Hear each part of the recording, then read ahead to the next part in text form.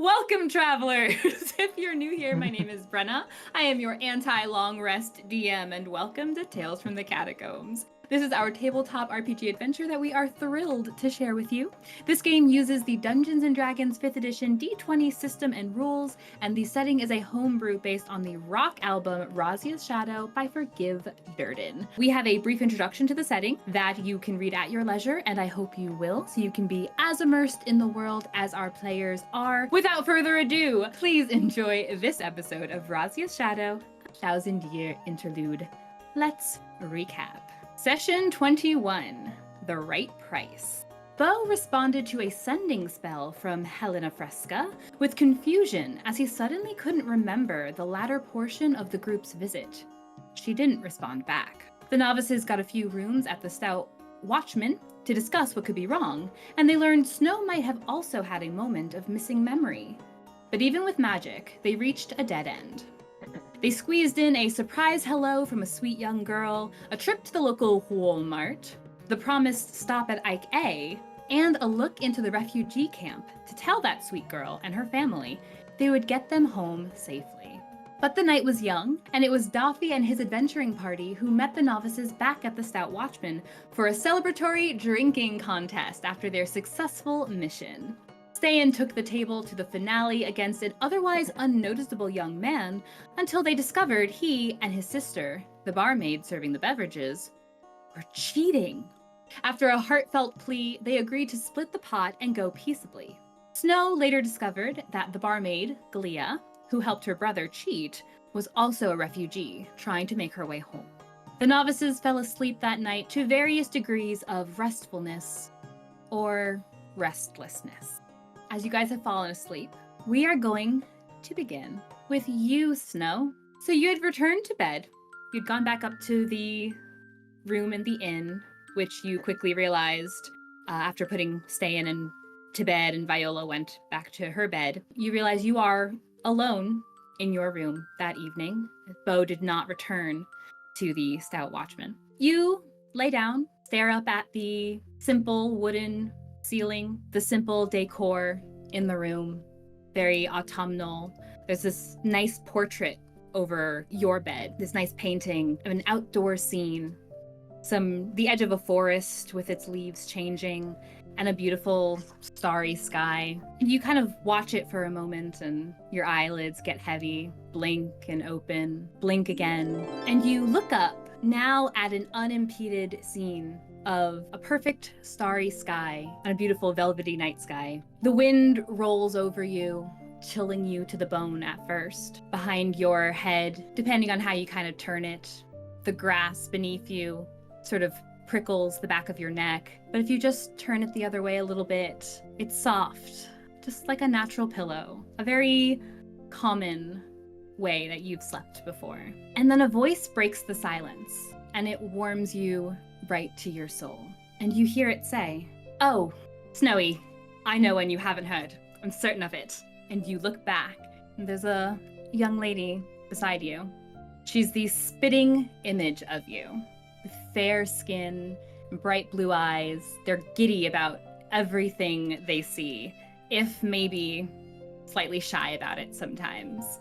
The obvious difference there is her long blonde hair that's tied up to the side, some of it kind of spilling over her shoulder, some of it, as she looks back up at the stars, kind of falls into the grass a bit. Okay, did you know that just north of Edderheim, there's a pass nearing the Strait that crosses the Goose Autumn Migration, and there's a teeny tiny village that's perfect for them to rest. And if you find it, you can find where they lay golden eggs. You haven't heard that one, have you? And she kind of rolls and looks at you in anticipation. I don't believe I have. Yes, I found one that you didn't find. She turns her eyes back up to the stars again. You know what I'm going to do as soon as I get there? I'm cutting all my hair off. I'm taking a shear right to it. What do you think Mom and Dad will say about that? I think Mom at least would be furious, and you should absolutely do it. I'm absolutely going to do it. What do you think it'll look like? How short should I go? Pixie. Pixie. Oh, I like think you would rock called me it. that one time. Did I? No. You're thinking of someone else. Oh, I don't think that was one of my stories. No, I'm pretty sure. Pretty sure you said it. I think you must be confused. You would say that. Just make me believe it's just another story. That's all anything ever is. She's watching you, and she's kind of still has that half laughing smile on her face. And she doesn't say anything for a minute as the smile slowly begins to drop from her face. Snow, what am I going to do without you? And you will do extraordinary things. That's what you will do. She keeps staring, almost as if she hasn't registered what you said.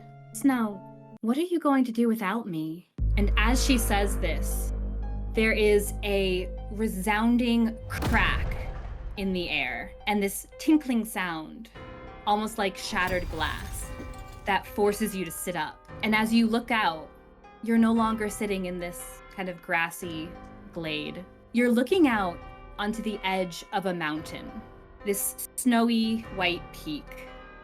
And it's overlooking a snow-covered crystalline city. The city is entirely abandoned. You can feel it. It's lifeless. There's no one there. And a broken tune in Taryn's voice is carried out on the wind until it's just fragments, like the crackling of a hearth, and then louder, like a bonfire, and then even louder in your ears, just trembling like a raging inferno. So loud, it forces your eyes open, and you're once again staring up at this simple wooden ceiling, some decor, autumnal all around you, the window beside you that I imagine was probably kept open some to see the night sky. Still dark, but you can feel that the sun is approaching. What do you do? So it's been enough time for a long rest at this point? Or is it still... Despite your heart kind of racing a bit, you do feel rested, yes. He will first reach to his backpack, which is kind of half under his bed. He reaches instinctively for it and then remembers all of the things that are no longer in it and gives a sigh and just sits there thinking for a moment. But then he remembers last night and the drinking contest and everything, and he smiles a little bit. He is going to get up and see if he can make some tea for the others who might be hungover. You're going to head downstairs? And himself, because he might also be hungover. Give me... Just a little bit. Sure. Give me a constitution... Give me a saving throw. Alright, well, doesn't matter what it is, because I rolled a 3. Yeah, you wake up, and despite that you had gotten knocked out of the contest... Well, no, you were in there for a decent amount of time. Yeah, you had a number of shots. For quite a while. Yeah, it was on the final 3. 5, I think. Yeah, you're gonna need some water and probably maybe some of those promised or expected bacon roses. Yeah, you're able to stand and move about. You have the belated dizzies, the spinnies a little bit as you make your way out. You're heading downstairs back to the bar area for the tea, or? Yes. Okay. As you begin to leave your room, Beau. Yes. Oh, I'm getting there. Oh, okay. Sorry. I had to switch back from my notes. I had to switch back over Also, from my notes. just so you're aware, I rolled charges for the medallion and the staff, and they are both back up to full. Fantastic. Beau, you had gone to the outskirts of the town in a not fully drunken, tired stupor, more slowly than you'd hope, recovering from drunken stupor and tired and fatigue and such. And you found this tree not too far from town, but far enough that you were more secluded, had laid against it, looked up at the sky, and through the canopies you could see the dark evening, the stars showing a different set of stars than maybe you had become accustomed to once upon a time. You stare at them through the leaves for a little bit before your eyes also grow heavy and you simply can't keep them open for long. But they do open again. This time, as you're looking at stars, these are impeded through a window as you look out at another darkened sky. And by now, the constellations almost highlight themselves, a few stars feeling punctuated among the others. And the one who taught you this talent of noting the stars always seems to almost speak through them. And you can almost hear that voice. Can you name them? Are you listening? And you feel this smart rapping on the back of your head. Then a very different voice. This one more masculine and doing its best to portray authority, says to you, well, can you name them? Are you listening? Focus, young master. And your mind is brought back to this beautiful oaken desk in a luxuriously decorated study. And you're hovering over a book with pages filled to the brim with various arcana, symbols, and explanations. And you know that Master Zelfar is skilled. You also know that he probably has that tense grit in his teeth, knowing whose son he's smarting with a wand. But it's fine. He might have just earned probably a prank later. But you can feel a breakthrough, so you choose to focus. The words in front of you that are written in this giant cant, unfortunately, just continue to be blurry, scratchy constellations. And you turn in your chair to tell him so, when you see an ashen-skinned man with glowing red eyes and a pompous, cruel smirk on his red-stained lips. His teeth flash brilliantly, and two of them, near the front, come to these terrible points. And you are not where you were, or you certainly hope you're not. This figure towers over a sea of people with a similar look, but in these various states of dress and demeanor. None of them hold a candle to how this fiendish entity presents himself. This man, lording over them, is in a fine black suit, black hair peppered with white, slicked back, long tongue, giving a quick swipe along his teeth, as everyone around him falls to the ground. Some collapse, useless, lifeless. Others kneel, swearing allegiance with their entire bodies, whether it's for power positioning or simply for survival. But it always becomes an allegiance for life, as they too finally collapse into the dirt. And it creates this massive domino effect with the man in the center and each body collapsing into a shallow bed of viscous, clinging blood. Only you stand in front of him, your shoes deep in this clumping mud and steadily sinking. And his eyes, without speaking, order you to kneel. They tell you that he has control, like he always has. They say, you think you can get ahead of him, but you never will. And as you stand before him, what do? Throw a knife at him. Which knife? One of my psionic knives. You hold your hand out and conjure this knife. And the memories of this old knowledge just flood through you. Whether it's words from your mentor, from your own father, all of it just rushes into your mind. And you have this moment as you skillfully manipulate this knife and prepare to just launch it right at him. He's here, he's in front of you. But that moment becomes fleeting. And it's quickly snuffed out. Before the dagger can leave your hand, it's gone. And that rage inside of you becomes no more than this frail ember, but an ember nonetheless. And you find yourself dropping to your knees, squelching in this thick, muddy ground. The copper scent of blood around you stings and causes you to salivate. But now he stands alone, bends down, scoops some of the blood pooled at his feet, and he holds it up to his mouth to drink. And as you watch this single drip going down his chin, down his neck, lost behind his collar, the bodies around you start to glow from deep within. You realize it's a lot like having upset old kindling, because soon after, the bodies catch fire.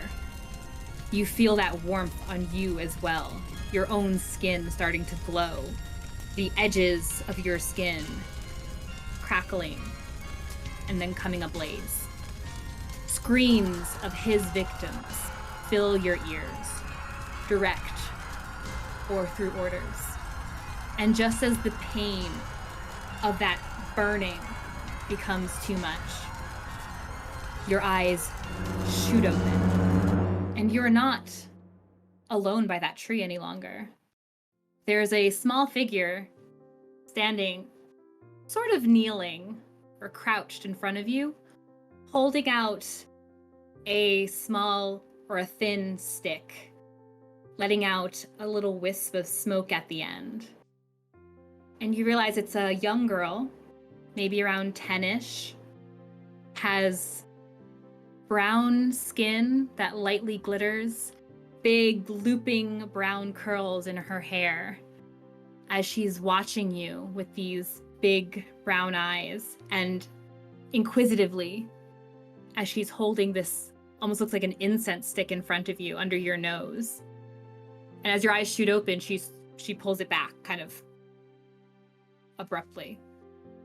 But you see a Benny crouched in front of you. Well, in Elvish, he's adapted to this. What are you doing here? Sorry. And she looks at the sort of incense stick, and she snuffs it out in the dirt next to her. And she just kind of shyly looks at you. Why are you up this early? She looks around, and the sky is starting to lighten, but it is still that dawn. And she kind of looks around. She looks back down towards where the town is. And then she looks back at you. Yes?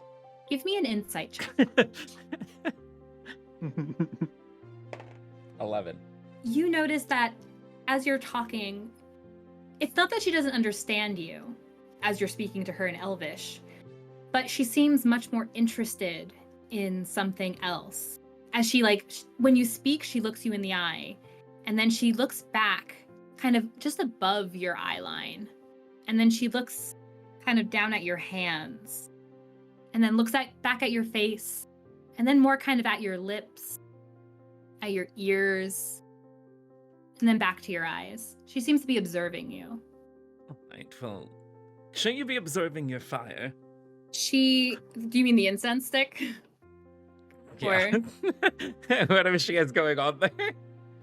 Yeah, she had snuffed it out. So it's not, you still have that wafting scent, and that scent is very, smoky, which makes sense considering you had a dream involving, fire. But she puts it beside her, and then she looks back at the town, towards the town, and now you can see there's a wagon approaching, a small cart approaching. It does not have the full hooded, tarp over it, but you do see the telltale symbol of that silver cat. So it's not the full caravan wagon, it's just a smaller cart approaching. And in the front, you can see, kind of laid back, looking very comfortable, at least from this distance, and dressed bombastically as she does, Helena Fresca approaching. Seems to be in your direction. And then a Benny looks back at you, and you feel her. Are you still looking at Helena's approach? Yeah, he'd be looking probably at the both of them, maybe. Okay. That's fine. A Benny reaches out, and she touches your chest briefly, like a tap of acknowledgement, and then she touches her own chest. She touches herself. She looks back at you. He just kind of wipes his chest where she touched him, and then stands up. Are you all right? She stands when you stand. She was kind of watching what you were doing, and then she touches your hand and touches her hand. Yes, it's a hand. What are you trying to say? She appears to start to roll up her sleeve a bit, and then stops and turns as the wagon approaches. And you hear the closing in distance. You hear Helena's voice.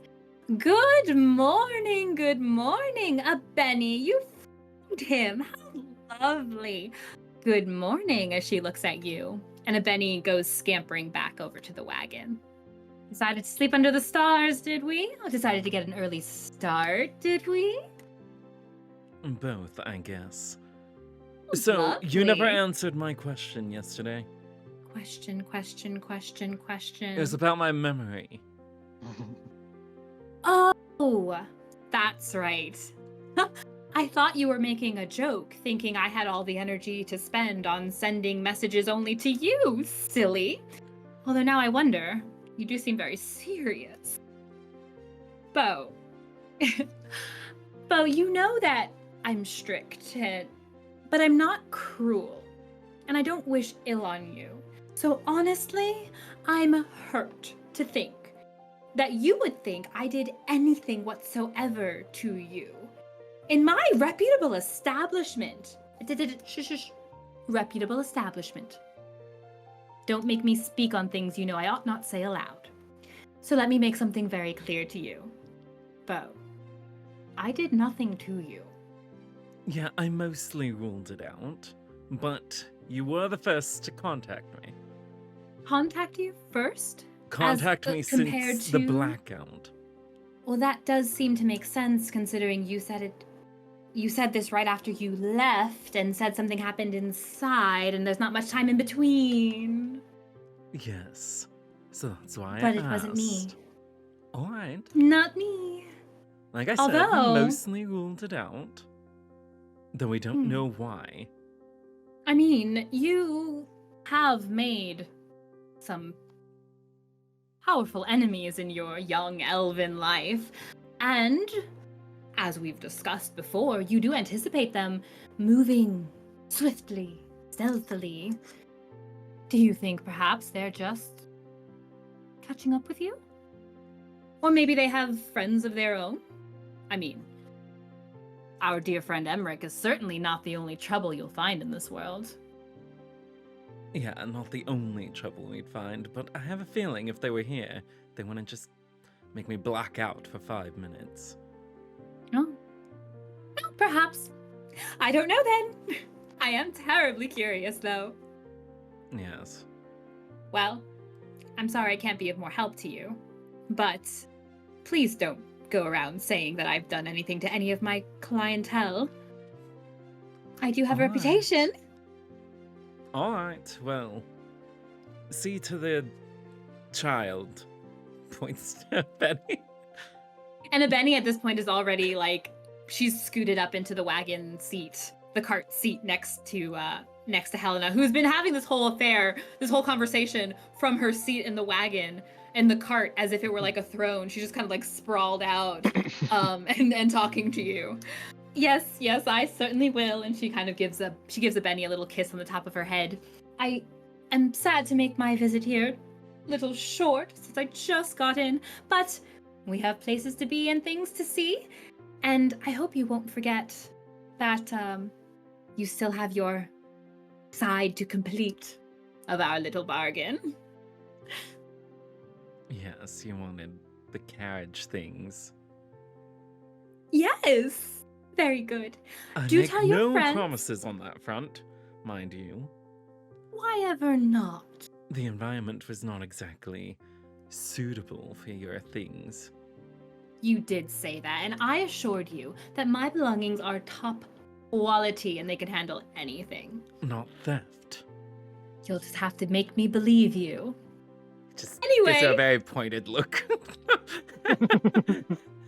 I'll be on my way now. Do tell your friends I said hello and goodbye.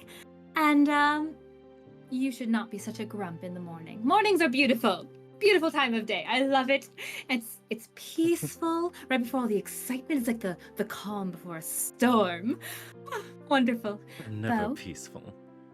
No. No, you are not. I hope you find a little peace, Beau. And I hope I'll see you soon.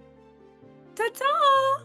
She sits back and kind of guides the single horse carrying that cart. And they trundle off, and you can see as they're leaving a few boxes that are in the back of this wagon.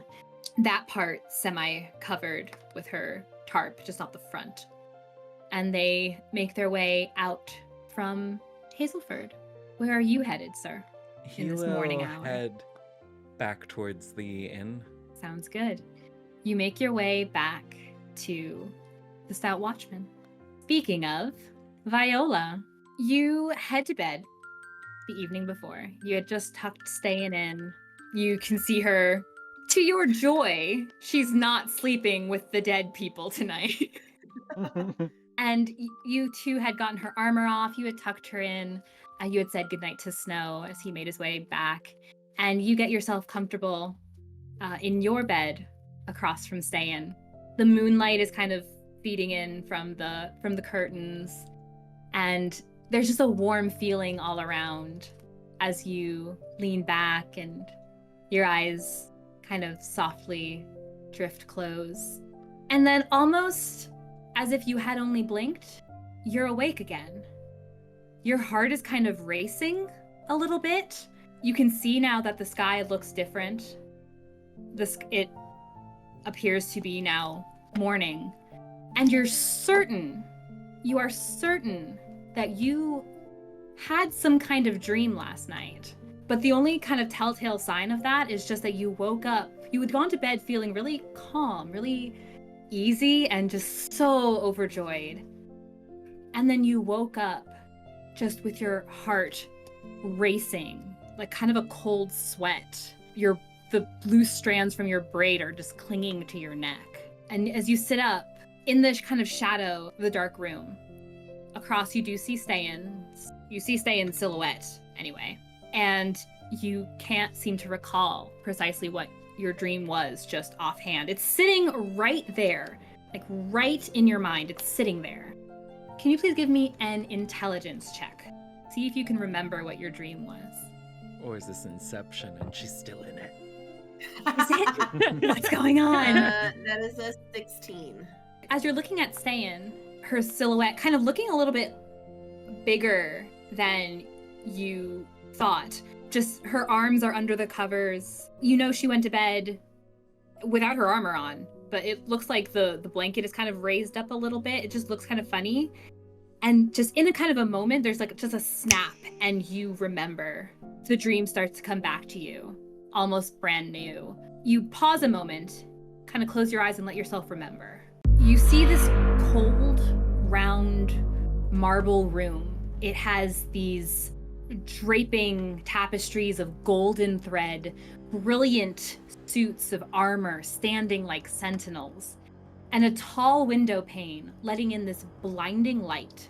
And there's a dark silhouette of a throne right in the center that's blocking some of that window. It seems empty for a moment until the figure in the seat shifts like a moving shadow. Two legs uncross and then cross again. And a lazy but strong chin leans on an upright hand covered in rings along the arm of this throne. The other hand lifts to lazily twirl something in these dexterous fingers. The item itself reveals a golden tube, this golden barrel, as the light glints off of it. And then the hand holds firm to this wide grip at the end of the golden barrel. The figure stands, now this towering, menacing presence of golden armor. The man wearing it has this two perfect jaw, two smooth hair, perfectly weighted swords at either hip. And he lazily strides to the window, seems to be ignoring your presence, like you're some unseen onlooker. And at the window, he takes the gun and holds it out away from you. What do you do? She's going to try to position herself so she can look out the window to see what he's pointing towards. Give me a dexterity stealth check. 15. You creep around the throne in the center of this room, and you inch closer. You get close enough to this window, and it's massive, but the light is just so blinding, it's almost impossible for you to keep your eyes out in that direction, and you turn your head a little bit to kind of block some of that light, and you're looking towards him, and for just a moment, he's looking back at you before he turns back to the window and he presses the trigger. This deafening shatter fills the room as the glass sprays out, and now the icy mountains beyond it are visible. Birds are disturbed by the sound. They shoot off in every direction. They're just these little black specks. And past the frozen range is this sprawling sheet of green that's divided by a pale blue strip. And on both sides of this divide are two sprawling castles, one entirely of gold, one of silver. Behind that lush green, there's this tan landscape. It shifts at the slightest breeze. And this too has a kingdom of this beautiful sandstone. But some of the pillars and bricks are just spots of pure white. And before you can see what else waits as the horizon continues to stretch on, there's a massive explosion in the distance. It erupts like 100 bombs going off at once. And from the furthest reach of the horizon, fire plumes into the air. It starts this wave of scorching bursts that annihilate everything in its path. Towns are engulfed with all the belongings and all the residents inside. Fields are ablaze. Forests become pyres of smoke. Mountains sink into ash. The flames consume everything until they finally reach back to the window. And then the tower, and him, and you are also gone in an enormous pyre of flame. All of that in an instant as you open your eyes, and your heart is racing in your chest. But you're sitting at the edge of your bed as the memory returned to you, and Ste'yn is across from you in her bed. Viola is going to get up and walk over just to check on Ste'yn, because whether it was in her dream or it was in real life, she thought that Ste'yn's blanket situation or whatever looked weird, so she's just gonna go check on Ste'yn, trying not to wake her. Sure. You cross over to the bed where Ste'yn is, and now you can kind of see that what's going on, it's dim. There's a small candle, little seated candle that you could light if you wanted to, which helps, see a little clearer. You can see now that the blanket looked funny because it looks like something is holding it up from beneath. Ste'yn's eyes are closed. Actually, give me a perception check. Oh, that's a 7. It's actually kind of hard to tell. Ste'yn's eyes are very dark, But you're really more focused on just the odd raising underneath the blanket. And you move the blanket aside, just carefully, gently. You're not trying to wake her. And you see that her arm is held out. It's just kind of lifted up. Her hand is kind of clenched as if it were holding something. But what's most telltale about what you see is as you follow her arm down to whatever just simple night garb she's wearing, or whatever she was wearing before, you see that across her chest and going down towards her arm, you see a line of blood. Viola is going to start like she'll start off by kind of like stroking Ste'yn's hair to kind of like try to comfort her and calm her, and then if it doesn't seem like that's helping at all, then she's gonna try to very cautiously wake Ste'yn up. Comfort the blood Uh, away. Yeah. What? I said comfort the blood away. Okay, wait. So does it look like the blood was dripped on her, or like she has been cut? It's hard to say, especially with the perception check. It just looks like a line of blood across the hem of her, whatever she was wearing when you put her to bed. Okay, then yeah, she's gonna continue with the trying to comfort her and then like slowly wake her up. Ste'yn, you went have to a sleep. great night's sleep. You went to sleep at some point, certainly. And next thing you know, you feel someone touching you. Your eyes start to flutter open. You're certain you were doing something, saying something, looking at something, looking for something, but you cannot recall what it was you dreamed about. You don't wake up in any pain. You just wake up, your eyes just kind of slowly open, and you can see now that you kind of half of your blanket is not over you any longer. You see your arm outstretched as if you were reaching for something. And then you see a very unsettled Viola beside you. You did not rest well. You do have a level of exhaustion. And you do kind of feel like you feel like maybe you woke up like sweating because you feel like damp on your front and back. Viola's gonna like look at Ste'yn very concerned and just be like, "Good morning. How are we doing this morning? How you feeling?" I'm all right. What's...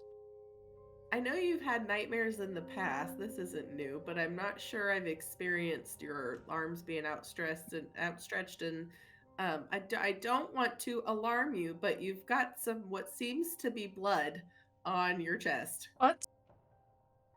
It's will just a little bit. reach to like feel it and see what's going on.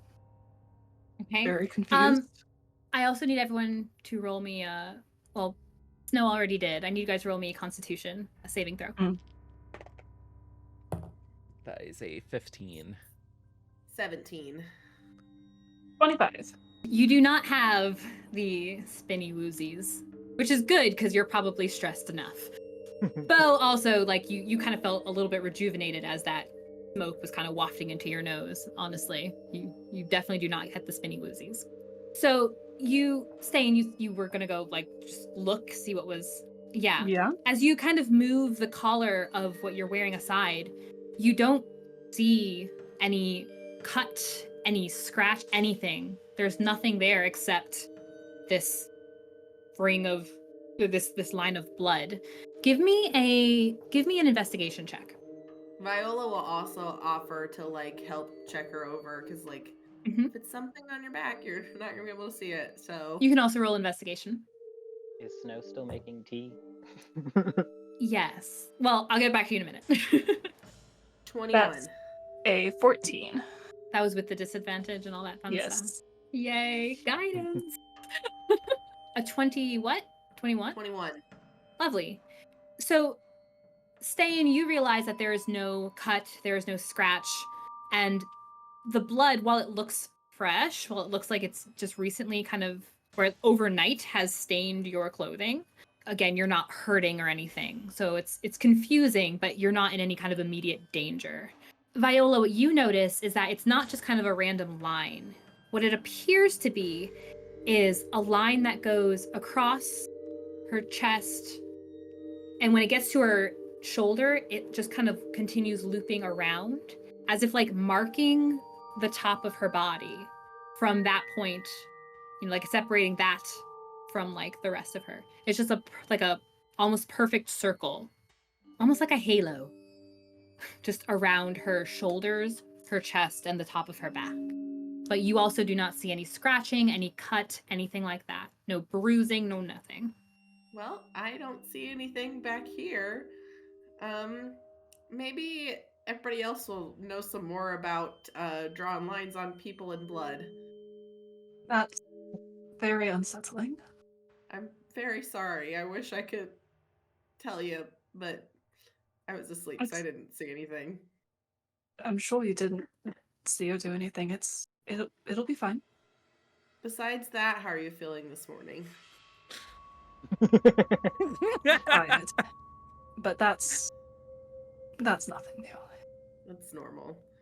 Well, I put some water over here because I know you had quite a bit to drink last night, so maybe drink some water.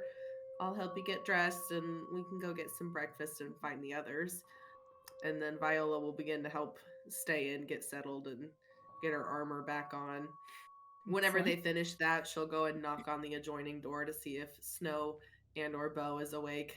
So while you guys are getting ready and Beau is starting to make his way back, Snow, you head downstairs. So by this point, if you got like a full 8 hours of sleep, which you probably needed, that makes it like It's still like 5. It's between 5 and 6 still. Yeah. So he only needs 6 hours of sleep. 2 hours of a long rest doesn't have to be sleep. It can be light activity, which was going to be the tea. Got it. Okay. No, that's not a problem. You make your way downstairs in the Stout Watchman. The tavern area is essentially empty. It's nearly entirely empty. The only ones you see, you see Shelly from yesterday, up bright and early. Seems to be pouring some glasses of water. She brings it over to a table where there is an older man sitting there.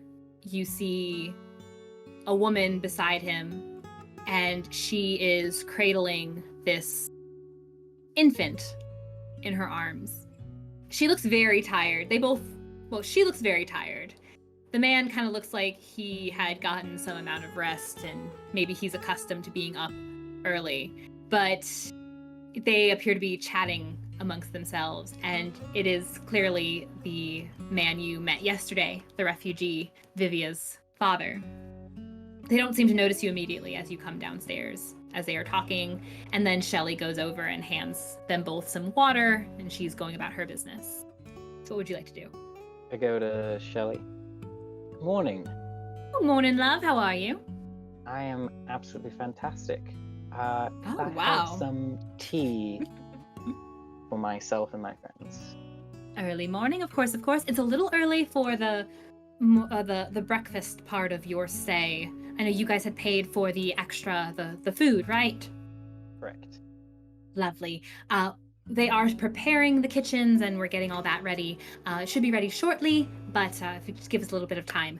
But tea, yes, absolutely, we can get you some tea. Some hot tea, want some iced tea? Hot.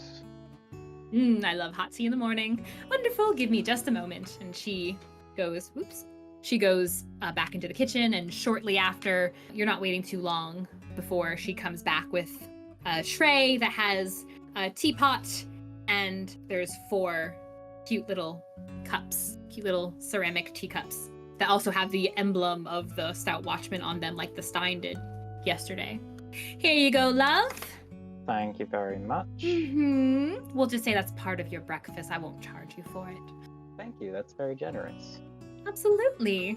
Snow will first go over to the family before heading back upstairs. Yeah, you head over to the table. You see the man is kind of looking over some parchment, looks like a map, while the woman is just cradling the baby. She has like a piece of fabric set aside and some sewing needles, like she was interrupted from a sewing project she was going to be working on. As you approach, the man will look up from the map, smile at you, give you a nod. Good morning. Morning. We were up like we said we'd be. Good morning, yes you are. I hope you all slept well. Eventually. Had to wait for everyone to get in, get ready, and get to bed. Although I think they're taking their sweet time now. Of course. Just to confirm, how many will be in your party? It's going to be 1, 2.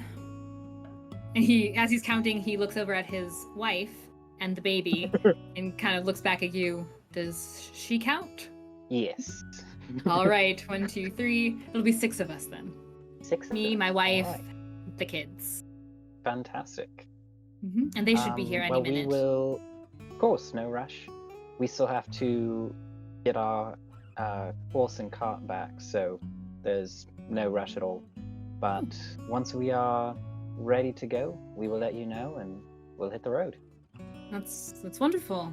Maybe a night's sleep has calmed your friend down a little. Can certainly hope so.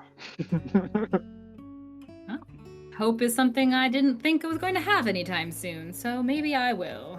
Surprisingly, there is always hope. And Snow will give each of them a nod, including the baby, and then go upstairs with the tea. The baby kind of, whether it's in response to you or not, the baby giggles. It's this little curly, girlish giggle. You go back up to your room, or you're going to knock on the girls' door? Well, to the door that connects our rooms. Yes. There you go. As we paid for this lovely adjoining room situation. You sure did. You sure did. So you reconvene and you knock on the adjoining door. So just as you two ladies are kind of done assessing whatever the heck, you hear this knocking on the adjoining door. Viola will go and open the door. Well, she'll be like, she's not just gonna she's gonna make sure it's Snow before she opens it all the way. Well, it's the only one that could be, because it's the between It's the the rooms. adjoining If door. it's You sure anyone hope else, it's we got not. But problems. like, Oh, if it's Beau, you're not gonna open it? Blood. No, I'm just a Fair stranger. Fair I mean, point. Ste'yn woke up with blood on her, and we don't know how to. Oh, in got case there. the murderer's in Vivia. our room. Fair. As Viola opens the door, I stab her with the dagger I've laced with poison. No. Got him. I've been waiting my whole life for this. When Viola sees It's that finally it's Snow, she'll greet him and say good morning. How was your night? Anything weird happen over there? Any I don't know, like lines of blood anywhere or anything? Viola. I check the room to see if there's blood anywhere in my room. Viola's also Not that you eyeing can see. Snow to see if there's any blood on him. Looks fine, I think. Okay. Did you? Viola just kind of turns and looks at Ste'yn. I woke up with a mysterious line of blood. I don't have any cuts, don't have any reason for it, but a line of Saying what blood around. I don't know. Do you know of any magical type things where someone would say, I don't know, mark the upper portion of someone's torso with a line of blood all the way around them? Can I make an Arcana check to discern the upper torso blood marking spell? Seems You like a may. ritual to me. Sure. Whoever did it got interrupted midway and had to flee into the night. That is an 18. I mean, you might have come up with a story about it one time on a particularly fun, morbid evening, but nothing stands out as some kind of ritual bloodletting of just the upper torso. I set the tea down and hand both of them cups. Does Ste'yn appear wounded, or does it look more like the blood is just there? The ladies observed and did not see any cuts, which Viola mentioned. She's like, no cuts, no scrapes, no bruises or nothing. It's as if it just appeared there. I have no And how do you explanation. feel? Just tired, but fine. Did anything happen that you remember? Any sounds in the night? No. Fell asleep. Next thing I know, I was waking up. All right, well, that's weird. For telling me. On another note, Snow, have you ever spent any time south, like in Sanaa or anywhere down there? No. This is actually Bratimina would be the furthest south I've been, aside from those swamps that we were in. I've been making my way south for the last year. Have you heard of anything that's like south or maybe even south past Sanaa and Vensalot? As in the world? I know there's still people there. I just didn't know if any stories came to mind. Just curious. And as you guys are having having your powwow and catching up, Beau, you'd made it by now to back to the Stout Watchman. I was gonna say on his way there, he's going to practice one of his cantrips because he's been doing that in his free time. So Which one? So he's going to try and create a musical little tune with prestidigitation. Okay. So proud. Yeah. So he's gonna say. Romance continues. I'm not sure. So I'm gonna take my best shot at a lot of these pronunciations, but he's going to say chatka and try and do that for his vocal component to make a little sound. Yeah. You have that same kind of breakthrough feeling as you had dreamed about. And as you speak the vocal components you'd been practicing, you begin to hear this tune. Aha! What kind of, do you have a tune in mind? I do, but I don't know exactly how to make it go. But I do have the video of it. I have the audio version of it. You know the tune. It's a little lullaby that he's heard. Yay! So I'll be able to put We're gonna hear it on a VOD, guys! Once that does work, he's gonna be excited. He's gonna run to the inn, and then since the window is open to the room, he's just gonna run up the wall and jump through the window. Do we hear this? Probably. You're sure gonna see it! Which I should Well, mention it's the now. window to the boys' rooms, I Yeah. assume. Yeah. So we're all gonna in the see it girls' room, eventually. so we just hear this thump You're through the window. Which I should mention that Oh, is there a Beau is screen? able to do these phenomenal things. Oh, no. No, I'm just saying Beau can I do thought these you were phenomenal saying there's a things screen on It's like a dog through. because our adventurers have leveled up to level 5. Congratulations, guys! You did it! Beau's a real wizard now. You're a wizard, Beau. So yes. He's a rogue whiz. What? According to what I could fit in this. But Beau, you climb up the window. You climb up to the window and crawl yourself in, and you see it's empty. And I guess unless Snow left the adjoining door open. Otherwise, the room is empty as you get into there. But Is you do the- hear their voices in the other room. Is the Viola's adjoining door probably open? still standing next to the door, still like holding it open. There you go. I wouldn't have thought they'd made it all that far into the room. Well, Snow went in and gave y'all tea, Oh. and we had a conversation with Ste'yn. Snow went in. He's preparing to pour out the tea for everyone, get everyone comfortable as you guys are talking about the weird marks, and Viola starts heading back over, and Beau can see as the door is maybe about to be closing. But you do hear their voices as you come inside. So you guys are reunited! Oh, man. So to confirm in my, so is the blood on her shirt or is that on her skin? The blood, some of it is on her skin, but it's just like that tacky, like, as if it bled through. Like right now, it's So like, it's not much. okay, it's so like we could just stained. see it through her shirt. Mhm. Okay. It's very prominent on the material of her shirt, but it's just kind of tacky. on her It's skin. still wet and tacky, huh? Or is it dry? It's dry enough that it's not like, it's not going to smear. It would more crumble, that kind of crumbly old blood. It's not magically fresh, is what I was getting at. It's not magically fresh. So I was gonna go in there and he's like, good, what the hell is that? Looking at Ste'yn. I'm Yeah, we fine. were all wondering the same thing. Hey, Beau, you know anything about blood I'll and quit blood lying. magic? No. Ooh, but I could do None this. of us either. And then he's going to prestidigitation on her shirt to clean it from that. And all your evidence disappears with a burst of magic. No more no investigating that one. Thank you. That's new. Yes, it's finally worked. Their studies have been paying So off. You'll have to exciting. tell, I don't Maria. remember her name. Yes, Maria. I'm sure she'll be very proud. Yes, but on that note, I need to get at least one thing from Walmart. We can go shopping again? Well, We'll have We should make it quick because we do want to start getting back today. Yes, I agree. I guess since I went shopping I already told the family that we yesterday, would. I can get the cart ready while you guys go shopping. I will make that sacrifice to stay behind while you shop. Tell Okay. Pistachio we said hi. I will most definitely do that. I'm sure he'll be happy to hear that you guys thought of him. Oh, actually, before we go, he's gonna go back into their room without explaining what he's doing. He's gonna close the door, and he's gonna get changed out of his leather armor, because he did have that when he slept. What a show off. While he's doing that, Snow sits down on the floor next to Ste'yn's bed, where I imagine she's still sitting. And he's going to hold her hand to take her pulse.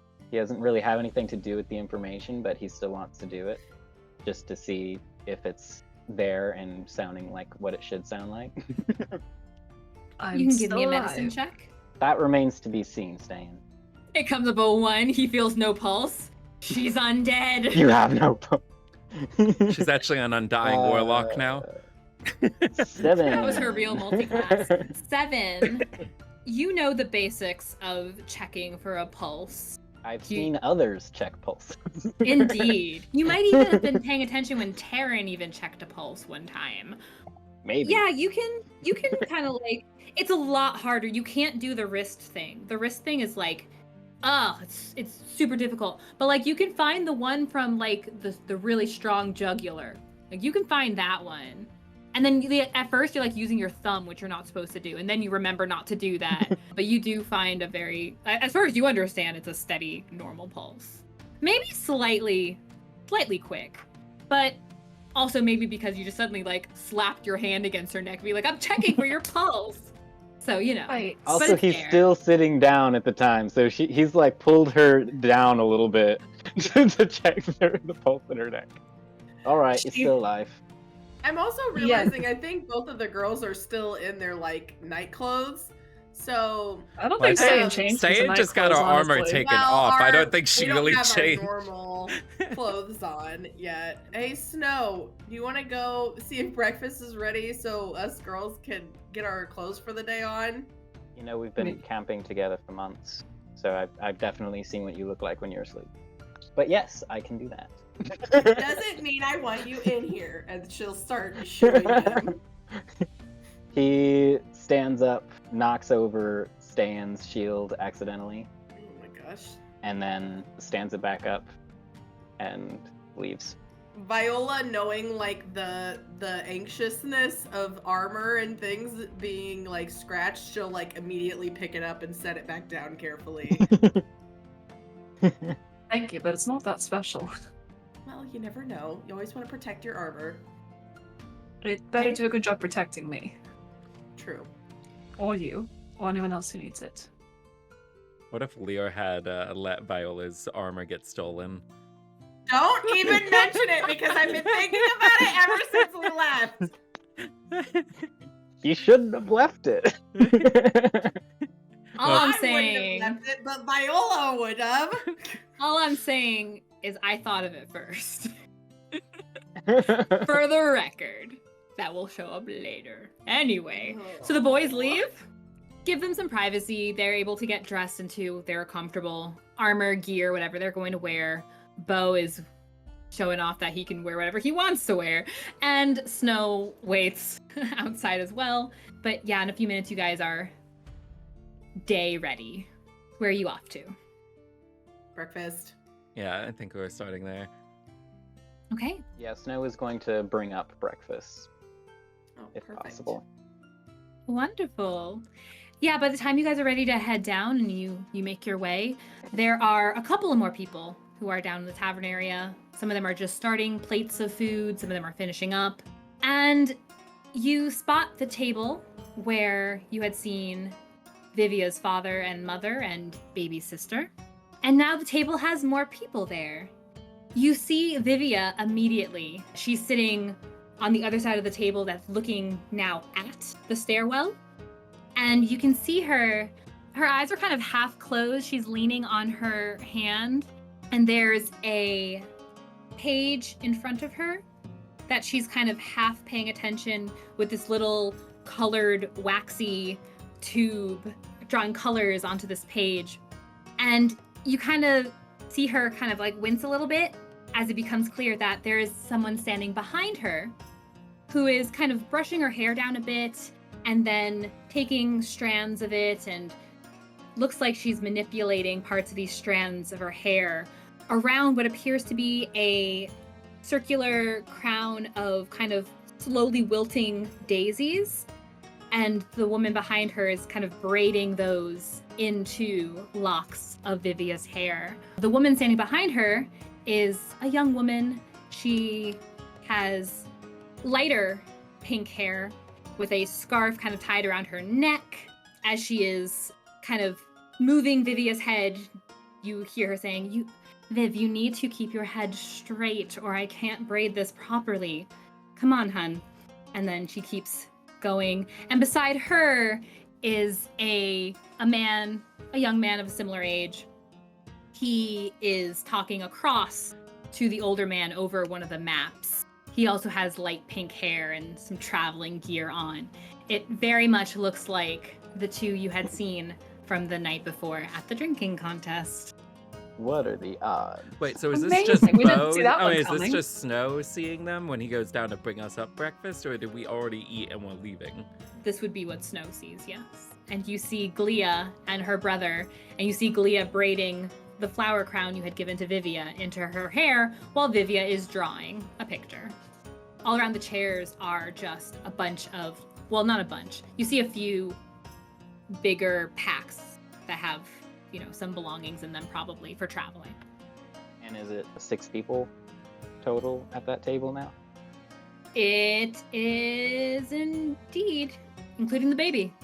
Snow gives them a wave as he's gathering the breakfast to take upstairs. The way that the father notes you and the way that Vivia sees you, and she jumps up from her chair, which makes Glia kind of drop the braid she was in the middle of making. Vivia looks back at Glia and she's like, "There's the adventurers!" And Glia sees you and she goes beet red. Oh no. Oh no. And her brother, when he sees you and sees his sister's reaction, and then he also just kind of holds his head. It's gonna be fun on the road.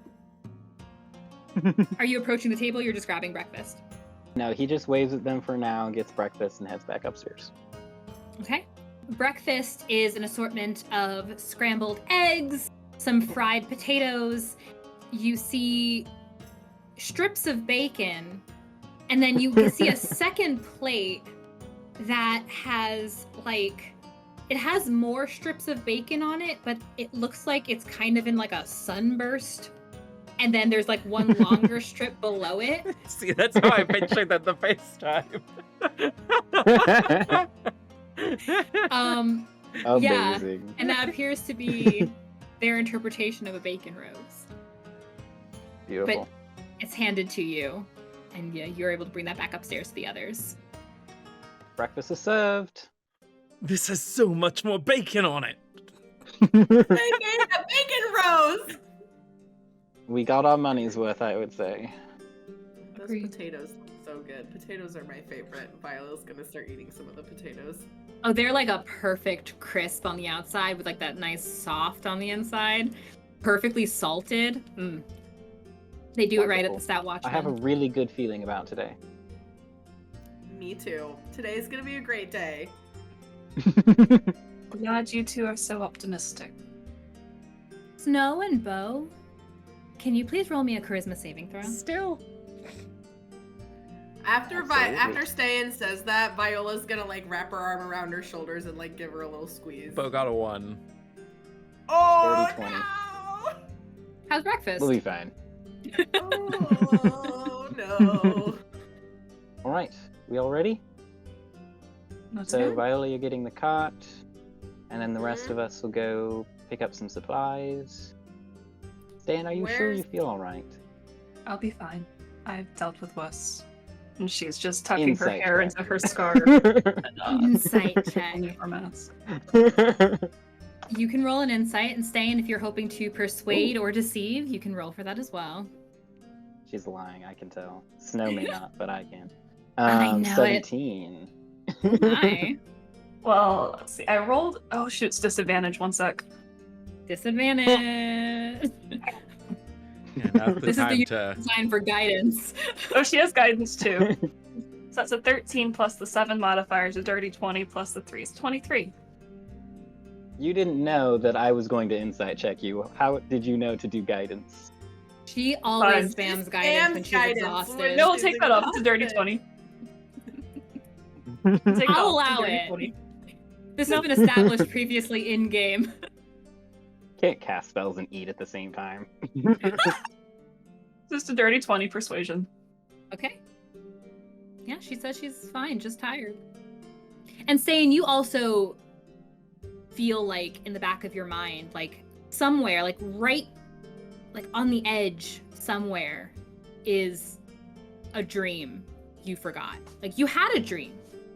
You're pretty sure anyway. You had a dream. Somewhere. It's sitting. I'm fine, I just can't remember what I dreamed last night, and I don't like that. You had a dream too? Pretty sure most right people there. do. When they I sleep. don't all the time. Most of the time I just sleep and it's very peaceful. And then I wake up feeling rested and ready for the day. What's that like? It's like last night you One- did have a dream. I did. What Yeah, was I it? woke up like gross and sweaty and my heart was pounding. There was this Oh, no. like guy in this like round marble room, and as she says that, like she is just like trying to dig more into that brain to see if she recognizes or sees any sort of face on the man from her dream. And You then didn't she have to can- see his face head on, or even in the silhouette clearly to know who that was. You'd recognize the disgusting amount of perfection. You'd recognize him anywhere. You know it was Amos. Okay. She could still admit Um, that. I mean, it's up to her if she wants to say it or not, but she knows. She won't say it for right now. She'll just Okay. say that it's like right at the edge of her mind, but like she couldn't see his face, but he had all these other distinguishing features, and she'll say, and held a gun out the window and shot, and just all of a sudden there were these flames, and this, Snow, is why I asked you about south, but coming from the south, if DM I'm interpreting that correctly, were It'd be these heading towards it. Oh no, heading carry on. towards the south? No, or you're coming right. from- Okay. It seems like he shot Towards if you're the south, and the flames were coming from the south. It was an abstract landscape, but you can, based on like where those castles were, you can Yeah. kind of figure. Okay. But she'll say that there was these flames coming from the south part of the world. Past The southern Sinon. part of the world. You don't need to say south. Well, more south than I have ever been. But these Has flames were Snow just... ever heard about anything from that region? Well, you all know probably just common knowledge that the three kingdoms that are south are horizontal of each other. So it wouldn't be like further south. It would probably be Like southeast or southwest. west. Yeah. Mm-hmm. Oh, okay. But you know that the dream kind of cut off before kind of this abstract landscape expanded any further. It's like the Antarctica of the map, except it's not frozen. It's desert instead. Exactly. Ophidia's the frozen north. Well, she would continue to explain the dream and say how the flames were coming and engulfing everything, and then she woke up. As if that area is not hot enough. It doesn't need fire. I don't know. Did It it felt look like- a warning of some sort. I don't know. I don't normally have dreams Did like it- that, so Did it look like the gun caused the flames? a bit. I mean, it was the gunshot and then the flames happened. Well, if it is a warning, we should get our hands on that gun. Could be useful. Viola gives him a very pointed look, but she doesn't say anything. Or perhaps it should be destroyed if it's causing the place to, Viola's gonna engrossed in think flames. back Well, one way or the and other, we get our see hands on it. if she remembers Amos actually having that gun. Give me an intelligence check. 14. You know that his dealings, his business, could easily put him within reach of a firearm. But your dream, it's hard to tell whether the dream was just incredibly exaggerated or if something could do such devastation. Something so small to do such kind of devastation as that seems unreal. So you might assume that it was, almost like you said, a warning. But he does have access to arms. Yeah. Yeah, I don't know. I mean, it was just kind of a pistol-looking kind of gun, or it didn't seem like any large, massive weapon to cause something like that specifically. Maybe not one specific gun, but arms in general. So actually, I have a question. How long do we know how long firearms have been a thing? Like, are they a relatively recent development, or have they been around for a while? They are relatively recent. You're not going to find them in any common weapons store. You'd probably see them at best among soldiers, purgers, people who have that kind of a connection. But it's not going to be mundane. I don't That's know. troubling. I'd just as soon forget the dream for now. I'm gonna head down to the stables, I think, and start preparing the carts and make sure Pistachio's ready to go. Unless there's something else we need to talk about. I don't think so, just... Oh, how many people am I preparing the cart for? Is it just 6. 6? 6 plus us, or 6 total? Correct. No, So 6, 10 and then total? us as well. Is Viola's thinking if that's gonna be a tight squeeze or comfortable in the cart we have. I mean, some of us can walk alongside Is it. Buttercup horse even doesn't go much strong faster enough than to a walking tote that pace. many people? We don't have Buttercup. I wish we Oh, had I'm Buttercup. sorry, Thank you for bringing Pistachio. her up. We have Pistachio. Your best I friend. wish Buttercup was here. Chewy pistachio. Now So Viola salty. is sad because she misses Buttercup. So I said Buttercup because I'm looking at the screen. I'm seeing Viola and Buttercup together. Aw. Oh. Oh, man. So Viola's going to head to the stables to get them ready. And then I guess we're going to Walmart. You guys are going back to the Walmart? Yeah, but Okay. it's 10 Run a gold quick errand. pieces worth of charcoal, incense, and herbs. Yeah, Walmart has everything, totally. This is how I'm going to get around ever having individual shops ever again in our game. There's just a Walmart in town, guys. Yeah, these Ran on all those Walmart's mega already corporations. destroying the mom and pop shops. It's begun! Rip. Certainly in the bigger towns and cities. Yeah, maybe. Walmart's actually the big bad. It really just becomes this fighting big business. Viola has to come to terms with not loving Walmart anymore. We're gonna cancel That's the Walmart. betrayal. The real betrayal. Viola's secretly working with the big bad. Sorry, you had to find out this way. So when we go Um, downstairs to okay. go to Walmart, do we now see that family, or have they finished up everything? They would have probably finished up their meal, their food, what was offered to them as like a, we're sorry situation. But no, they would still be probably at the table because they're just waiting to be told kind of where to go. So yeah, they were just staying in the Stout Watchman. So when you guys get downstairs, you see this family of 6 sitting at one of these tables, these round tables. And at this point, now it is Glia who is sitting kind of watching her sister. She's also drawing, but she's using a charcoal, kind of a rounded charcoal Like bit a pastel. for her. Yes, similar to that. Hmm. They're still talking. Her brother's still talking with her father. Mom is now kind of she has her the baby wrapped up poo style while she continues sewing a piece of fabric, and Vivia is kind of aimless and she's in one of the corners by a table that's not being used, and you see her kind of running around in a circle around the table, and trailing behind her, she's holding this little wooden stick, and wrapped around that is this long strand of shining ribbon. Like, it's the only piece of shining anything she's got right now, and she's kind of using it like a ribbon dancer. Wait, are they all 6 the ones? Oh, that's what it would appear to This is be. it. Well, Right. at the very least, we can get them back during our travels. I don't know if I that's think they necessary. have suffered enough. It's water under the bridge. Maybe Viola your will bridge. give.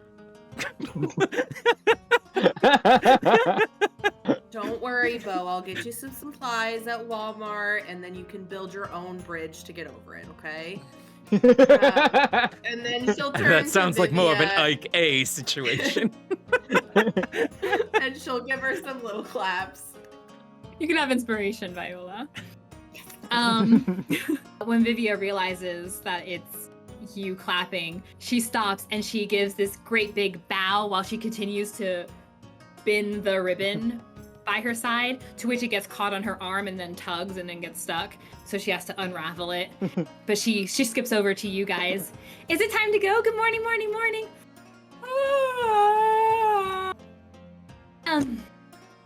Morning. No, it's not time yet.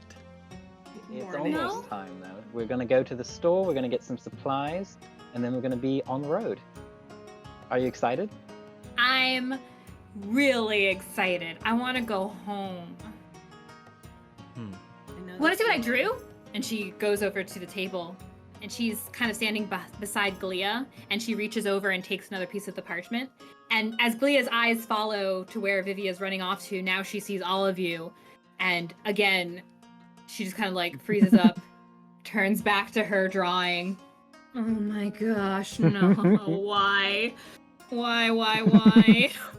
And Vivia comes back with this colored drawing. It looks like a circle. It's a green circle. And then there's 5 different colored flowers on this green circle. It looks just like my crown, except these have more colors on it. That is beautiful. Did you do that yourself? All by myself. I'm very good at it. No. Mm-hmm. You must be. That's Glia amazing. taught me. Glia's really good at drawing. You should see what she's drawing. And she kind of skips I back would love over to... She skips back over to her sister, who immediately moves the drawing and puts it in her bag. And she's like, Vivia, that's quite enough, I think. How about we let them do what they need to do so we can go home sooner, yeah? Okay. Are you bored, child? She nods. Here, I have a project for you. And he's Adventure? Well, sort of. He's going to take off the vest part that he has on, and then he's gonna grab the button. Here, why don't you put this on the top? And he's gonna clean it up real quick, so that way it's actually a clean button, because I remember it being quite dingy before. So, yeah, it looked like it had like a little mark on it. It almost looked like a burn mark. Yeah, so he cleans that off of on it. the rose. Yeah, and now it's a beautiful, shiny pink rose. Yeah, so here, put it on the top button on this. You said you could sew yesterday, right? I can. Alright, entertain yourself doing that while we get ready. So what did you hand her? His vest, so he has like a vest now, and then he has like Okay. a long sleeve shirt underneath it. So the And, top button of the vest. Correct. Okay. She looks at it, and she looks at you, and then she gives you a salute. I could do it. Great. And she scoots over, back to the table, takes out her mom's sewing things, and she starts sewing. Beau's heart grew 3 sizes that day. The father comes back over to you guys, and he doesn't look at you, Beau, but he looks at kind of you all as a group, and he says, I just don't think we did proper introductions. I'm Sebastian. Call me Seb, or whatever you want to call me is fine. My wife, Gianna. It's my youngest daughter. Well, not youngest daughter, but our youngest who can run around daughter, Vivia. I think you two have met, or you all have met. Glia, her twin brother, it's Luca. And then the littlest one over here, her name's Rose. She's a quiet, sweet little thing. Did I get all your names properly? I don't think I did. No. Viola. Ste'yn. Beau. Won't forget it. Excellent. Ste'yn would Honestly- like to shuffle over and look at the baby. Just sort of Sure. lay some eyes on the child. Are you trying to stealth to the baby Oh, I thought or you were just... gonna say you tried to steal the baby. No, she's not trying to steal the baby. She just walks She's over, my grabs baby the baby, now. walks away. This is No, not mine. Crouch down. I will raise and you as pull down my her own. mask a little bit in front of the baby. Just maybe trying to see if baby will smile at her. Sure. And Gianna kind of sees you coming over and looking as if she's very accustomed to people wanting to look at a cute baby. And she kind of moves herself in such a way that you can see. And you see these kind of bright brown eyes looking up at you. She doesn't have a ton of hair, but what hair she does have, it just seems to be growing pretty short. She has brown hair that is kind of wavy. It's not quite curls, but it's waves that kind of just sit around her little face. She looks like she's no more than a year old. She's a little, well, she's probably no more than like 6 or 7 months old. She's a little thing. But she kind of looks up at you and saying hi or low. Hi. Whoop. Oh no, I died. At least you don't have Good thing I disadvantage on dropped that. this. I won't give her disadvantage. Okay. The baby kind of catches your eye and she's just staring.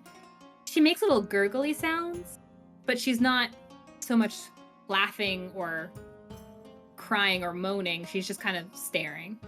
Ste'yn just sort of stares back for a few seconds and then stands back up. She's beautiful. Thank you. I think she likes you. Normally she'd just, well, she'd probably just look back at me if she was bored. And as she says that, the baby starts to look back at Mom. It's beautiful that she trusts you so much. Well, I should hope she would. She doesn't have much else she can do. She's only a baby. Indeed. And Ste'yn Do you will have very gently reach out and tousle the girl's little hair. And that gets a bit of a reaction. That makes a little, it's like one little cooey giggle, like, Do you have any children of your own? Any siblings or nieces, nephews? Ste'yn takes a few seconds to respond, but then says, I have an older brother, and I used to have a little sister. I see. And I have a niece and a nephew. That's wonderful. Indeed. Indeed. Well, So, you'll get to know little Rose here, I guess, while we're traveling, so. I look forward to it. Wonderful. Rose kind of starts a little bit of spit up, and Mom Okay. kind of goes and starts taking care of Ste'yn will that. go back over to the others. So, Viola's heading to the stable, and y'all are going back to Walmart.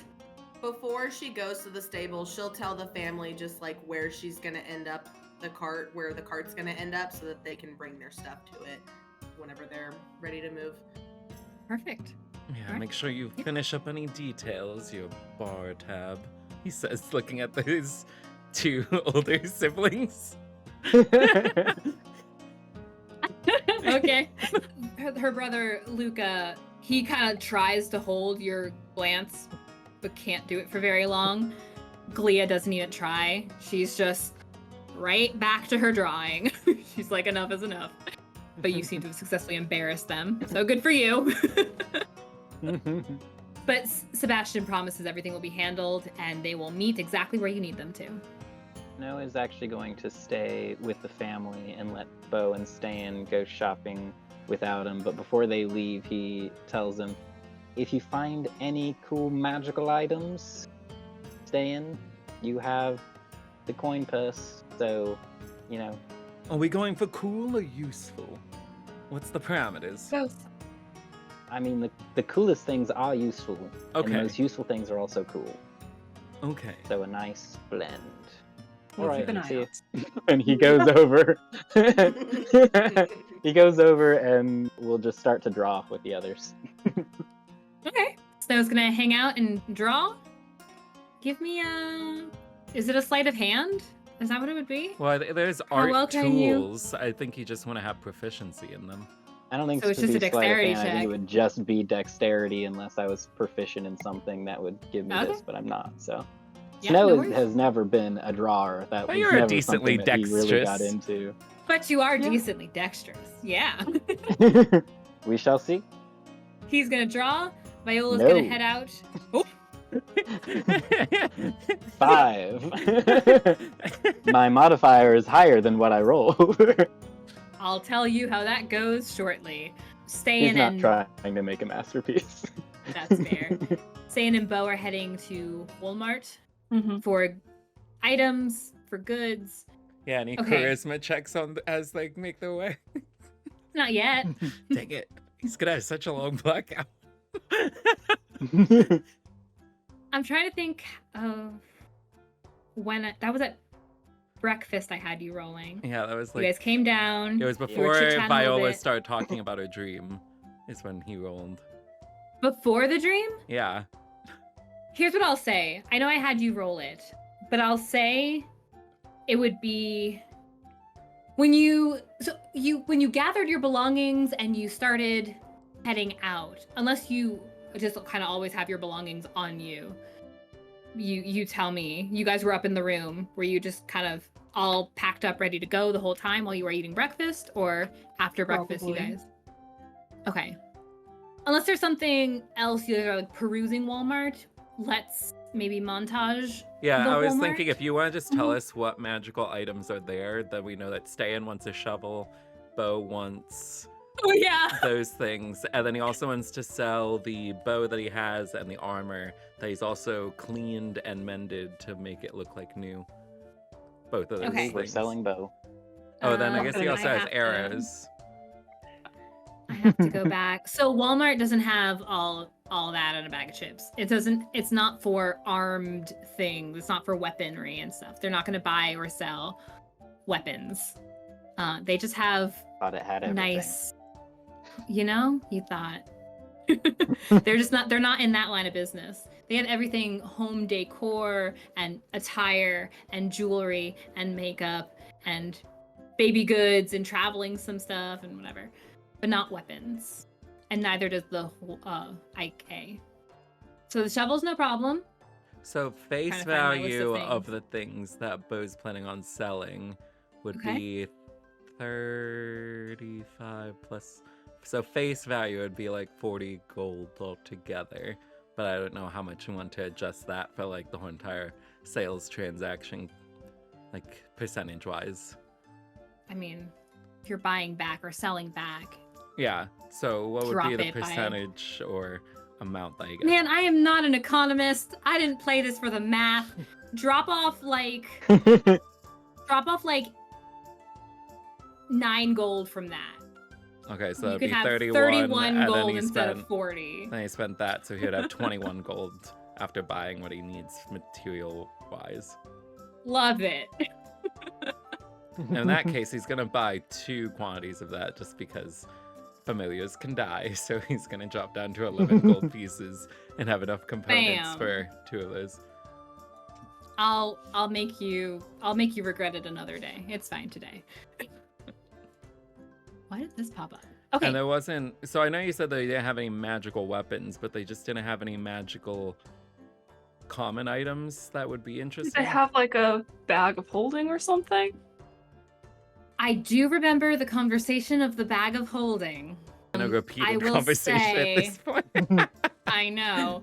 Honestly, I thought about it and I'm sitting here like, why do we just assume that a bag of holding is standard? Like, it's an uncommon item, sure, but like, why do we just assume adventurers are going to wind up with a bag of holding? I don't know exactly why. Maybe I just haven't played enough D&D. It's like the most useful thing in the game. Yeah. Sure. If we'd had a bag Yes. of holding, we could have taken back a whole lot of that stuff that we found in the other demi-plane and things. And what a fun adventure that turned into. You didn't have it. Somebody else got the goods. But since the Daffy Dukes got it, that means they do have a bag of holding. Otherwise, they wouldn't have been able to carry that much back. So other adventurers do have it. They had a heart that worked. multiple carts. They must have 3 had quite a carts. few carts they didn't show us. 3 then, because there's the one for the one pair, the second for the other pair, and then yours that they fixed up enough to be able to get back. I don't know how much that's going to What cost. you're saying is that we should get 300 of that gold. Where are they at? You're welcome to try. Let's see if they have a singular leftover bag of holding, because I'm sure it's a very popular item among adventurers. And there were quite a few adventurers coming through Hazelford who were bumping prices for escorts. So, who wants to be responsible for this? We're going to do a high or low. I'm bad at these. I don't want to do it. Hi. Someone. Hey! A singular. Looks like it got left over on the rack because it has some spots on it. Bag of holding. I'll give Hey, it that to means y'all. a discount. Nope. How much is it? That's a good question. I didn't look that up. I was hoping this wouldn't come up. It'd be like 110 gold or so. If not, Beau can steal it. This one is probably, maybe because of the staining and it's the last on the rack, would be like 125. Okay. I can do that. 125 gold pieces? She has 115 gold and 32 silver. We did make bank last night. Heck yeah. If it adds up to 125 gold pieces, Mhm. sell it to the man.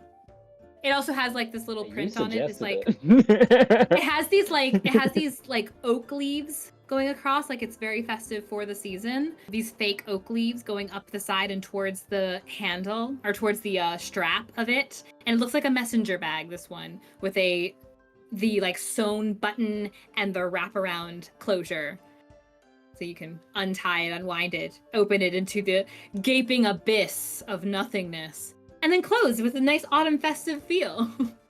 Ste'yn puts it on and like hides it partially under her cloak because it doesn't go with her vibe. It does not. It might go with Viola's, but you'll get there when you get there. Okay. There are other places in town if you wanted to sell and buy weaponry. You'd be welcome to do that. And then, was there anything else you wanted or needed? Ste'yn wants to try and remember that dream as they're walking. She's just thinking about it's right there. Give me an intelligence check. Don't do it. Do it. Best forgotten. Is it? That was a 16. It's sitting right at the edge of your mind. Something you question if you would actually want to remember it. And Viola, I believe they told you, Daffy's Dukes, I believe they told you that they kept, or they brought the cart back towards the entrance of the town and that stable. You make your way back up there. Is that also where you told the others to meet you, or are you bringing the cart somewhere else? She will bring the cart wherever makes the most sense. It depends on how close the cart is to the inn. It's a decent I mean, ways. In my head, she's like readying it and bringing it outside of the stables. So that's probably where she would have told them, is that she'll be like right outside the stables. Perfect. Gonna make them drag their stuff all that way? They don't have a lot. They've got those bags and such, but it's not a lot. They were probably traveling light, or a significant amount of their things were stolen when goblins came through. But yeah, you get to the stable. It's kind of a flurry of activity as people are starting to make their way out, or people are coming in first thing in the morning from their own travels. But you see a young man who is helping a kind of prominent looking figure. He is garbed in this very official looking like cloak and leather armor. And as he's approaching, the young man is bringing up a readied cart, and you see him pulling up this beautiful, handsome, blonde horse to this other person's cart. Is it Pistachio? It's Pistachio. She's gonna start running over. As you get closer, you hear the young man saying to the other guy, "And my lord, we've got this prepared for you. Small discount even right now. He's a little bit feisty, this one, but he's a good, strong horse, and he's happy to ride with someone who can handle such an attitude on a horse." Is the dude like also on our cart? It's not your cart, no. Okay. He has his Viola's- own. His So another our cart was damaged, I believe. Dolphy referred to it as. Yeah. Viola's like running over and like waving her hands and be like, no, actually, that's our horse. Some other adventurers found him and brought him back for us because we had lost him in the woods. That's actually our horse, Pistachio. So he's not for sale. I'm sorry, milady. This horse was in our stable. Yeah, because some other people put it there because they didn't know who they belonged to. But we met those other people and they told them where they found him and described him to us. And I came back and I was like, oh, yeah, that's Pistachio. That's actually our horse. So it's okay that you're sorry. I just came to get him ready. So I will go ahead and get him ready. He's not for sale. And she's going to move to like take over the reins and start to like take Pistachio to get him ready. But, milady, do you have proof this is your horse? It was in our stable and he was injured even. Okay, what kind of proof am I supposed to have that a horse is mine? It's not like they have identification cards, at least to my knowledge, first off. Second off, I just told you that we lost him. Look, he loves me, and Viola will go. Oh no. No, don't No. say that. Give me an animal handling I mean, check, to be please. honest, this sounds like something any Use your thief would inspiration. say. Oh, we lost this horse. It's ours. It's totally our horse. That's Use a your 9. Oh no. Oh, inspiration! I forgot I had inspiration! Can I use my inspiration still? I'll allow it this one time. Hey, that's a dirty 20. Finally. Oh, wait, actually, it's a 21. I forgot. He looks at you as you're explaining and kind of looks back at the horse. And Pistachio looks towards you, Viola, and gives this hot, like, grunt from his mouth with like right towards your face. And there's like a little bit of horse spit on your cheek now. And the young man looks between the horse and you and, wow, I honestly thought that he would just simply kick and knock you to the ground. He's been very temperamental. To which the rich or prominent looking gentleman looks at the young man as he was about to try and give him a temperamental horse. No, only for those who can't handle it, of course. Sure, I have an even better horse for you than even this one. And this one's injured all the same, so I can do better than that. And he scurries back to get another horse prepared. But Pistachio is with you now. Perfect. Viola will give a little wave to the gentleman and say, good luck with whatever horse you get that's potentially more temperamental than this one. And she'll start to walk back towards the stables with Pistachio to get him ready and then ready the cart. And while they're walking around, she's just kind of talking to Pistachio and telling him about all the fun he missed out on last night. Pistachio seems to have only cared in that one moment of cool, and he's back to being very cold to you. I figured as much. Pistachio, I'll get Buttercup back eventually and we can part ways. This little chapter of our lives will be over. Give me a dexterity check. Oh no. Pistachio just runs down the street. Gives her a kick. 16. You just miss as Pistachio kind of turns a bit and tries to like swat you with his tail. But you kind of already know he's temperamental, and so you're kind of like, nope, Pistachio, and then keep guiding him. But you are given assistance with readying your cart and horse. Were you trying to prepare more than one? I mean, if there's another one up for grabs, she might try and Not take up it. Not up for grabs, but you can Well, always it's not buy. like she can buy another anything cart. else. So No, you get your cart. You start to pull out your cart, and another stable hand or a coach hand sees you heading towards that cart. He explains to you that that one is somewhat broken. They have better carts that you could purchase. Yeah, I was there when it broke. How much is this cart I can purchase gonna be? What, and like, to sweeten the deal, I'll let you guys keep the broken cart. He kind of thinks about it in his head. Well, normally we'd probably run you 20 gold for a new cart. But if you wanted to essentially sell the damaged goods back to us, I suppose we could knock it down to 14. What about 7? And take it on good faith that if I ever see you again, I'll give you the other 7. I'm afraid not, ma'am.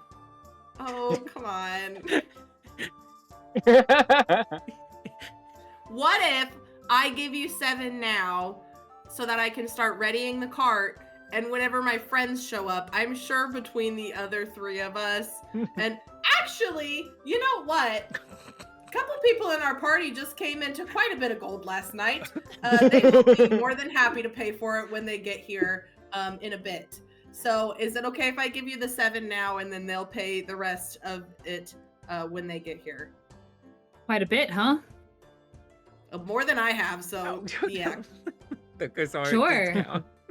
Sure, you can start readying it for the 7 now, and we'll take the rest to add up to 17 later.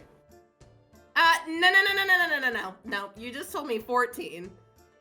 I mean, did you want to buy the cart? I mean, do you want to get a black eye? Please roll intimidation for me. Maybe I missed. Is this cart bigger? Like, what's the appeal of this cart? Hopefully it is. You didn't even ask me. It's like 2 feet longer. Could hold a couple more people. That's an 18. Let's just see about that 18, shall we?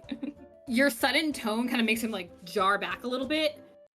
And then he's like, I said 14. What you talking about? Thank you.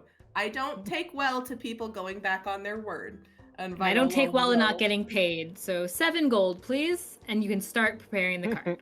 Yeah, she'll give him the 7 gold. Okay, and he just keeps his eye on you as he pockets it.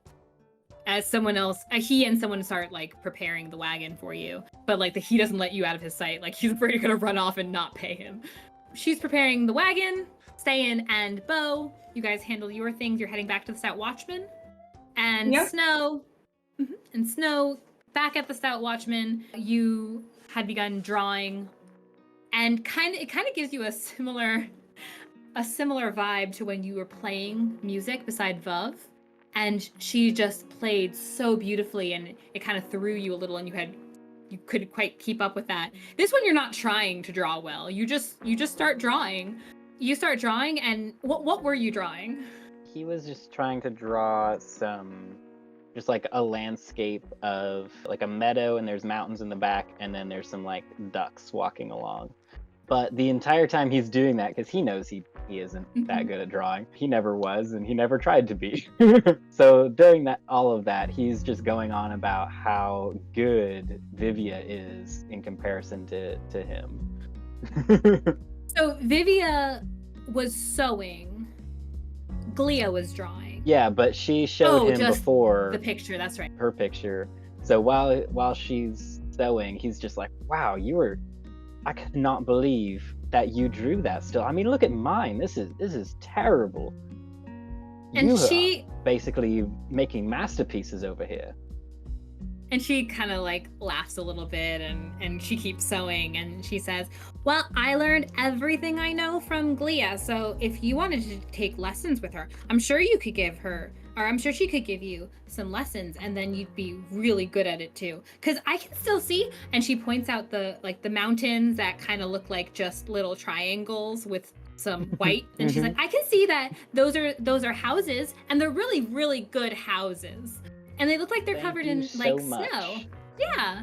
And she's like pointing out different things, and like she sees the ducks, and she's like, I love that you put this little row of like suns just like on the ground. I think that's really smart, because then it's shiny on the ground too, instead of the sun being all the way up, and we have it right here. And you can hear as she says that, you hear a little laugh. You hear Glia like trying to cover up a laugh as she keeps drawing. And when you look at her drawing, she was using the coal, and you see that she had begun sketching a very realistic face on this page. It looks like a man's face, Beau have but an you don't recognize admirer. who. Huh? Yeah, it's totally Beau's face. Actually, Fangs you know and what? everything. You know what? It is Beau's face, in fact, all from memory, Oh. and it's incredibly realistic. But there's the only part that seems exaggerated is his mouth, as it looks like he's got his mouth like in this like a snarl, and every one of his teeth look like they are like shark teeth. They're all these sharp, jagged, but realistic looking. You can almost see the glistening of like spit on each tooth as she sketches his face. If she has some red, she can make his eyes. You know, Snow, give me a perception check. 13. Maybe it was a mistake, you're not sure. Maybe just artistic license. But one of the eyes just has this little marking, this little dot of like red around the iris. But otherwise, it's a spitting image of Beau. He's just real mad looking. That's how I always see him.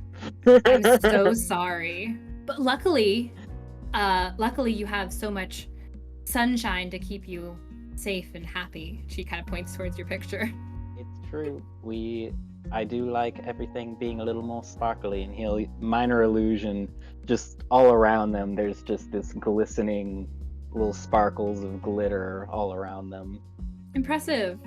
Not as impressive as your portrait. Where did you learn to draw? Nowhere really. Just picked it up. Gave me something to do. Impressive. Have Thank you you. ever sold any? No. I never really thought to. It's not that Probably good. make some money doing that. Oh, don't sell yourself short. People will definitely pay for that. And she holds it up, and it is very good. I don't even know what I would sell it for and who would buy it. It's not actually that good. But thank you. Here's what you're gonna do. You're going to set up on the side of the road. You're gonna have all of your stuff out, ready to go, and you are going to draw people who walk up to you, and they will pay quite a bit for their own portrait. People love to look at themselves. It's crazy. They will pay you quite a bit for that. And I saw how fast you did that. That's amazing. Trust me, you could make quite a bit. She just kind of scratches her head, leaves a trail of charcoal on her forehead. Well, I mean, at this point, well, maybe I'll consider it when we get back to Cadence. You Here. have to lose. Well, let me start. Let me actually practice then. And she kind of like squares you up and looks you over. Not the best canvas to start with, but I guess it'll do. And then she starts a new sketch. She asks you as she starts sketching, so where did you guys come from? Well, we came up from Gratimino.